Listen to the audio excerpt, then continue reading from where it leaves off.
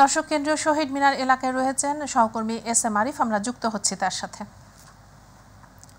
আরিফ, কর্মসূচিতে মানুষের কেমন অংশগ্রহণ দেখলেন আর সমন্বয়করা কি বলেছেন আমাদের জানান।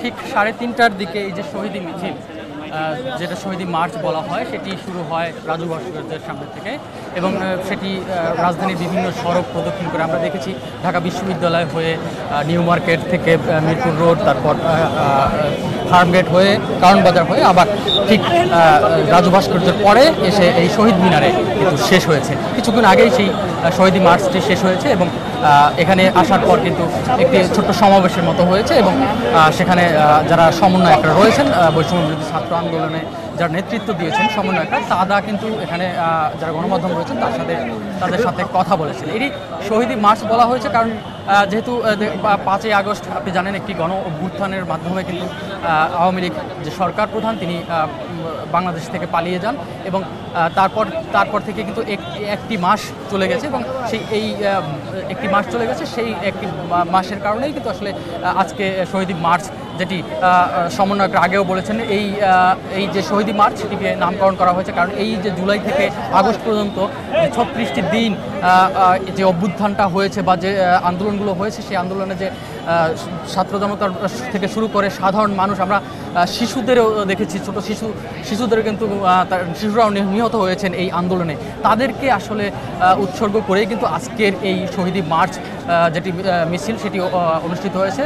এখানে এসে যারা সমন্বয়করা তারা কিন্তু কথা বলেছেন, তারা একটি কথাই বলেছেন যে এখনও কিন্তু আনন্দের আসলে সুযোগ নেই। অনেকে ভাবতে পারেন এক মাসের যে পার হয়েছে এটা আনন্দ মিছিল হতে পারে, কিন্তু এটা তারা বলতেছেন এটা আনন্দের কোনো সুযোগ নেই। কারণ হলো অনেক ত্যাগের বিনিময়ে কিন্তু এই নতুন যে সূর্য বা বাংলাদেশে যেটি বলা হয় নতুন দিনের যে সূচনা হয়েছে, সেই সূচনাকে আসলে এখনই আসলে তারা আনন্দ মিছিল করতে চান না।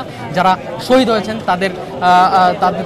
তাদের যে নিহত হয়েছেন তাদের যে হত্যার বিচার সেটি যেমন তাদের দাবি আছে, পাশাপাশি এই হত্যাকাণ্ডের পিছনে যারা মদতদাতা তাদেরকে আইনের আওতায় আনার দাবি আছে। পাশাপাশি তারা যে সংস্কারের কথাটা শুরু থেকে বলে আসছেন, যে বৈষম্য বিরোধীর কথা তাদের মুখে সবসময় শুনে এসেছে ছাত্র জনতার মুখে, সেই বৈষম্যের অবসান যারা করবেন তারপরেই কিন্তু আসলে তাদের আনন্দ মিছিলটি করবেন, এরকম কিন্তু এখান থেকে তারা ঘোষণা দিয়েছেন। আবার পাশাপাশি আরেকটি ঘোষণাও দিয়েছেন, তারা আগামীকাল থেকে কিন্তু আসলে জেলায় কিন্তু তারা যাবেন এবং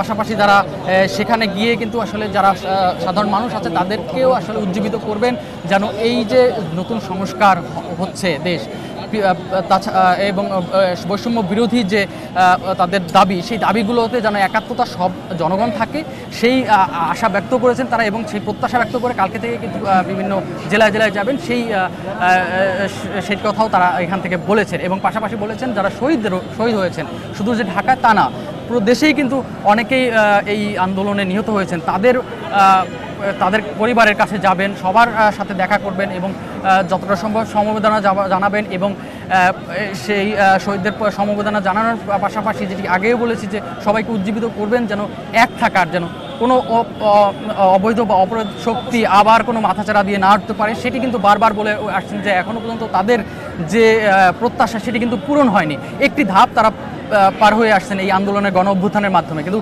পরের ধাপগুলো কিন্তু আরও কঠিন। তারা যেটি বারবার বলছেন যে এটি সময়ের ব্যাপার, সেই সময় যখন আসবে বা তাদের যে প্রত্যাশা যখন পূরণ হবে তখনই আসলে তারা রাজপথ ছাড়বেন, এটি যেমন বলছেন। এবং পাশাপাশি তারা বলছেন যে কোনো সময় তাদের ডাকে যেন যারা জনতা আছে, সাধারণ মানুষ আছে, তারা যেন এক হতে পারেন, সেটিও তারা দাবি জানিয়েছেন। এই যে আপনি যেটি আগেই বলেছি যে আজকে শহীদি মার্চ, যেটি আগেই বলেছে যে এটি আনন্দ মিছিল তারা একদমই বলতে চান না, এটিকে যারা শহীদ হয়েছেন তাদের উৎসর্গ করে কিন্তু এই প্রথম একটি মাস পালন করছেন। এই ছিল আমার কাছে সর্বশেষ। আরিফ, আপনাকে ধন্যবাদ।